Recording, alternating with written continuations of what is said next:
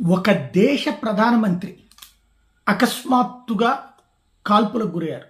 స్లోవేకియా ప్రధానమంత్రి మామూలుగా కాల్పులకు గురవడం ఇదంతా ఒక ఆస్పెక్ట్.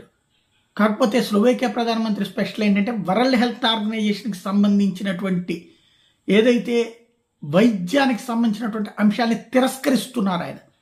వ్యాక్సిన్కి సంబంధించినటువంటి వరల్డ్ హెల్త్ ఆర్గనైజేషన్కి సంబంధించినటువంటి పాలసీని తిరస్కరిస్తూ తాజాగా ప్రకటన చేశారు. కరెక్ట్గా ఆయన అది ప్రకటన చేసిన 24 గంటల లోపు ఆయన్ని కాల్చడం అన్నటువంటిది సంచలనం సృష్టిస్తోంది.